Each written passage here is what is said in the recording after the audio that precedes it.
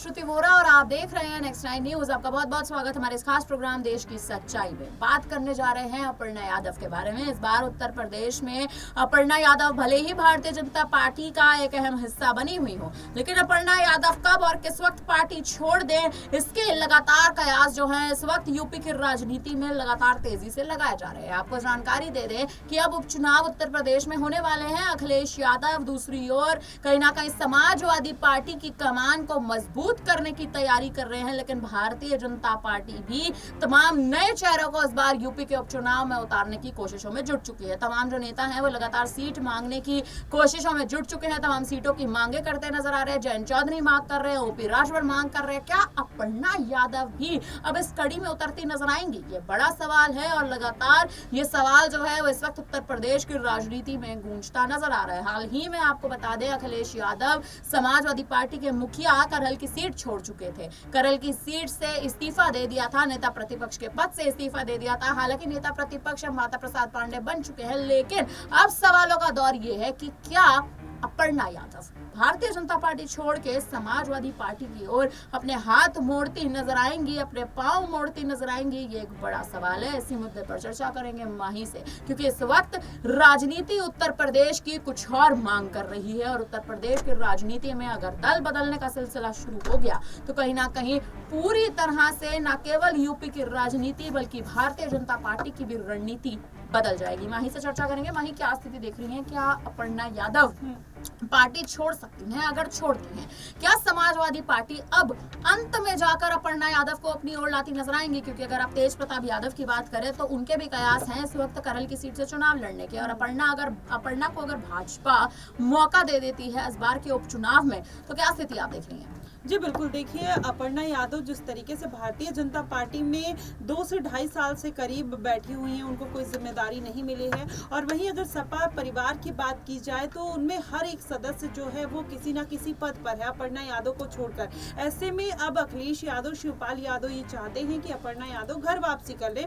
हालांकि वो पहले ही चाहते थे, वो चाहते ही नहीं थे कि वो भारतीय जनता पार्टी का रुख करे अपर्णा यादव, लेकिन फिर भी वो अपनी जिद की वजह से भारतीय जनता पार्टी में जाती हैं और उनको जिम्मेदारी ना मिलना कहीं ना कहीं इस बात की तरफ इशारा करते हैं कि अपर्णा यादव के जरिए कहीं ना कहीं सपा पार्टी को एक आईना दिखाने की कोशिश भारतीय जनता पार्टी कर रही है। वहीं अगर भारतीय जनता पार्टी की बात करें तो कहीं ना कहीं इस बार की उनकी अगर जो गलती रही है सबसे बड़ी, मुझे लगता है कि जिन विवादित चेहरों को उन्होंने दूर किया, जो कद्दावर नेता थे भारतीय जनता पार्टी में, जैसे वरुण गांधी की बात करें, संघमित्रा मौर्य को दरकिनार किया, अपर्णा यादव को दरकिनार कर दिया, बृजभूषण शरण सिंह को भी टिकट नहीं देके उनके बेटे को। तो ऐसे में आप देखिए, बृजभूषण शरण सिंह के नाम पर ही करण भूषण ने इस बार चुनाव जीता। ऐसे में बदायूं से कहीं ना कहीं संघमित्रा मौर्य को भी अगर उतारते तो शायद तीसरी बार भी संघमित्रा मौर्य वहां से जीत सकती थी, लेकिन इस बार बदायूं से कैंडिडेट जो उतारा गया उनको हार का सामना करना पड़ा। तो ऐसे में भारतीय जनता पार्टी की जो रणनीति है, चाहे अपर्णा यादव को लेकर हो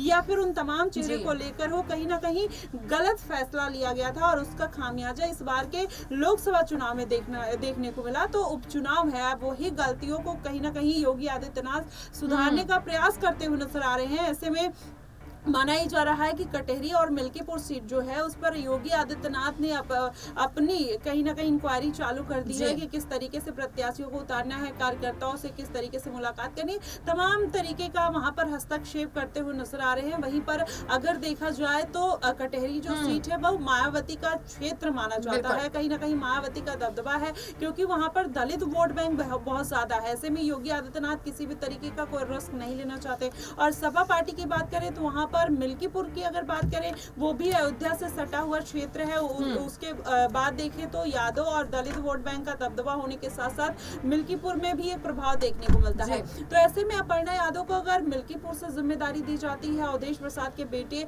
अजीत मैदान में उतरने वाले हैं, ऐसे में अपर्णा यादव को वहां से अगर भारतीय जनता पार्टी उतार देती है तो जाहिर तौर पर ये जो है कहीं ना कहीं कांटे की टक्कर हो सकती है और भारतीय जनता पार्टी को जीत भी मिल सकती है, क्योंकि सपा का जनाधार अपर्णा यादव के साथ आता हुआ दिखाई देगा। और वहीं अपर्णा यादव कहीं ना कहीं अगर जाती हैं, चुनावी रैली करती हैं, प्रचार करती हैं, तो जाहिर तौर पर भारतीय जनता पार्टी की तरफ से वो बड़ी जीत कहीं ना कहीं दर्ज कर सकती हैं। वहीं आपने देखा कुछ दिन पहले चंद्रशेखर आजाद मिल्कीपुर जाते हैं, वहां पर किस तरीके से जनता को वो उनकी मर्म को पूरी तरीके से समझते हैं, किस तरीके से कहते हैं कि आप किसी से भीख मत मांगिए, आप ही मतलब वोट देने के लिए आपने आपका हक है, और अगर आपकी बात सरकार नहीं सुनती तो कौन सुनेगा, मैं केवल आपकी आवाज उठा सकता हूँ, सरकार आपके लिए काम करेगी। तो इन तमाम तरीकों को, मुद्दों को कहीं ना कहीं साध वो तमाम पार्टियां साधने का प्रयास कर रही हैं। उसमें अगर अपर्णा यादव की एंट्री हो जाती है, मुझे लगता है कि ये पूरा पासा बदलता हुआ नजर आएगा। लेकिन देखने वाली बात होगी आश्रुति की क्या अपर्णा यादव को मौका दिया जाएगा उपचुनाव में, या फिर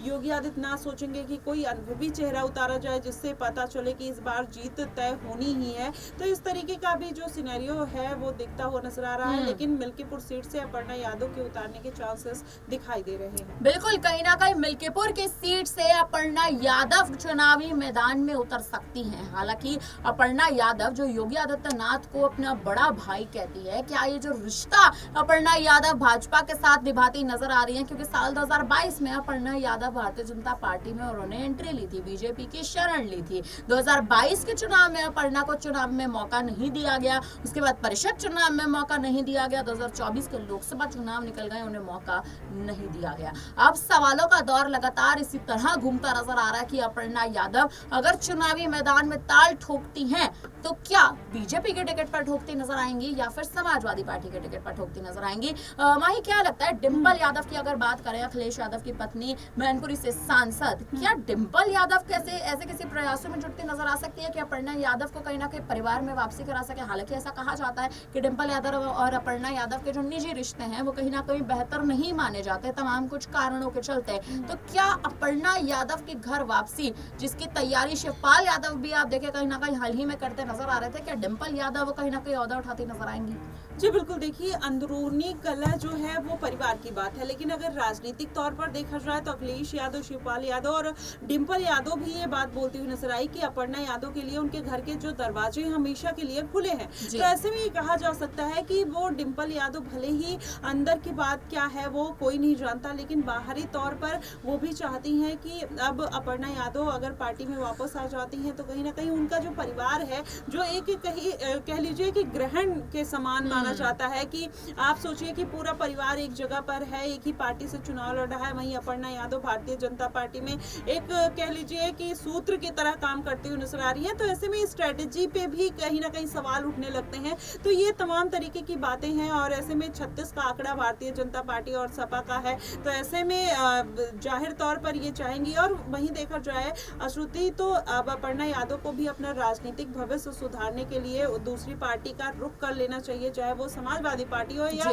आप देखिए कि बहुत सारी ऐसी पार्टियां, चंद्रशेखर आजाद, मायावती की, अगर वहां से कोई ऑफर मिल जाता है तो शायद अपर्णा यादव को वहां जाने में परहेज नहीं करना चाहिए। अपर्णा यादव को किसी अन्य पार्टी में जाने से आप परहेज नहीं करना चाहिए, क्योंकि भारतीय जनता पार्टी अपर्णा यादव के नाम पर अब तक कोई भी औपचारिक मोहर नहीं लगा रही है। जद्दोजहद की स्थिति अपर्णा के लिए नहीं हो रही है, क्योंकि कहीं ना कहीं अपर्णा यादव को अभी भी समाजवादी पार्टी का ही एक ऐसा सूत्र माना जाता है जो भारतीय जनता पार्टी में आकर तमाम, एक तरह से कहें तो रणनीतियों में तमाम बड़ी सेंधमारी करते नजर आ रही है। लेकिन अब अपर्णा की आखिर आने वाले समय में उनकी जो राजनीति चल रही है, क्या उनके पक्ष में जाती नजर आएगी? क्या सपा के खेमे में एक बार फिर अपर्णा वापसी करेंगी? क्या डिंपल यादव खुद अपर्णा यादव के लिए जद्दोजहद आने वाले समय में करती नजर आएंगी या नहीं? ये वो बड़े सवाल लगातार अपर्णा के मामले से उठते नजर आ रहे हैं। फिलहाल अब इस पूरे मामले पर आप क्या कहेंगे, आप हमें कमेंट करके जरूर बताएं। फिलहाल के लिए हम दोनों को दीजिए इजाजत, बने रहिए हमारे साथ, देखते रहिए नेक्स्ट टाइम न्यूज़। धन्यवाद।